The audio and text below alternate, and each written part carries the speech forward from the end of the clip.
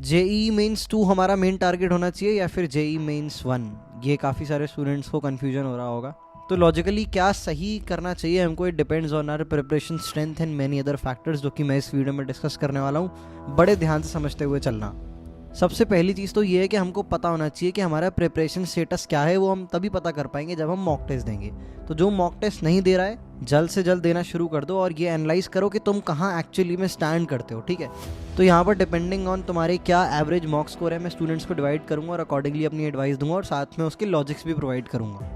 There is nothing that you are suppose to believe blindly. हर चीज़ का logical reason पता होना चाहिए, जिससे जब हमारी खुद की बारी आए डिसीजन बनाने की तो हमारा लॉजिक डेवलप हो चुका हो और हम सही डिसीजन ले पाएँ। तो यहाँ पर देखो, जिसका अभी 50 से कम एवरेज मॉक स्कोर आ रहा है, I would recommend you to straight away target JEE Mains, जो कि हमारा अप्रैल में होने वाला है। तुम अपने और चैप्टर्स को कंप्लीट करना शुरू करो और एटलीस्ट मोर देन 50% सिलेबस तुम कंप्लीट करो और फिर उसी को स्ट्रेंथन करो।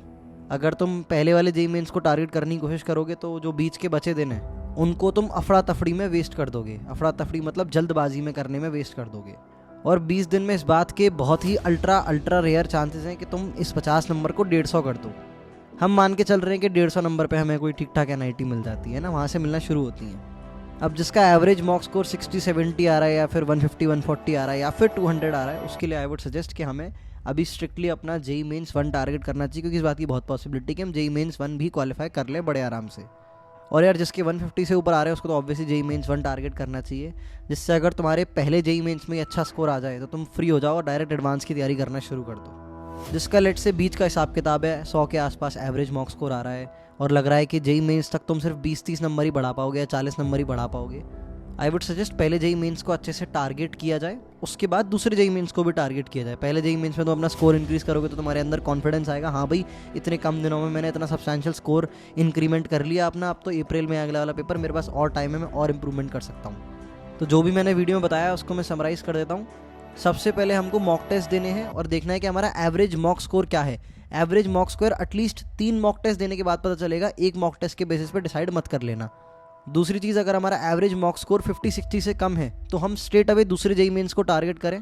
पहले जेई मेंस को हम दे सकते हैं just for the sake of experience, पर अगर तुम्हें लग रहा है कि तुम बहुत अंडर कॉन्फिडेंट हो जाओगे स्कोर देख के तो तुम उसको स्किप भी कर सकते हो, बट बहुत सोच समझ के लेना। ये डिसीजन बहुत सेंसिटिव डिसीजन है क्योंकि ये, और अगर तुम्हारा मॉक स्कोर 50-60 से ज़्यादा है, लेट से तुम्हारा मॉक स्कोर 80 आ रहा है average, so there is a high probability कि तुम मेंस को क्वालिफाई भी कर सकते हो और ठीक ठाक स्कोर भी ला सकते हो। तो पहले जेई मेंस को स्ट्रिक्टली टारगेट किया जाए, उसमें स्कोर मैक्सिमाइज करने की पूरी कोशिश किया जाए, और जब जेई मेंस हो जाए पहला वाला तो दूसरे जेई मेंस को टारगेट किया जाए। और ऑब्वियसली जिसके पहले जेई मेंस में भी डिजायर्ड परसेंटाइल आ जाती है कि हाँ भाई मेरे को एक ठीक ठाक एनआईटी तो मिल जाएगा जो मुझे चाहिए, तो तुम डायरेक्ट एडवांस की प्रिपरेशन करना भी शुरू कर सकते हो। So this was the video. जो लोग कंफ्यूज हो रहे थे कि हम मेंस को कब कैसे टारगेट करना है, इसके अलावा कोई भी डाउट है तो कमेंट सेक्शन में डालना। मेंटर्स जो है जेई सिंप्लीफाइड के, वो एक्टिव रहेंगे तुम्हारे डाउट्स को रिस्पॉन्ड करने के लिए।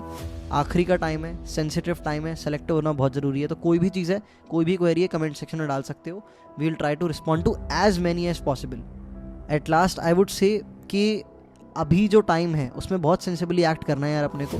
प्लीज़ हाइपोथेटिकल गोल सेट मत करना कि अगर किसी के 70-80 नंबर आ रहे हैं और वो सोच रहा है कि मैं एकदम से 250 फाड़ दूंगा अगले मेंस में, है ना। आउट ऑफ मोटिवेशन बहुत सारे स्टूडेंट्स सोच रहे होते हैं ये, मैं उन स्टूडेंट्स में से एक था, इसीलिए मैं बोल रहा हूँ, और मेरे जैसे बहुत सारे थे, है ना। तो हमें सेंसिबल टारगेट सेट करना होता है ना। मेरा अगर एवरेज मॉक स्कोर 80-90 आ रहा है तो ठीक है यार, नेक्स्ट जेई मेंस में I will try to stretch it up to 130-140, और मे बी इवन अब लाइक और ज़्यादा ब्रॉडर रेंज हो सकती है। इट कुड बी 120 से 140 के बीच का स्कोर मैं टारगेट करूँगा। फिर उसके अगले जेई मेंस में I would try to target, अब ज़्यादा टाइम है तो I can stretch it up to 180-210।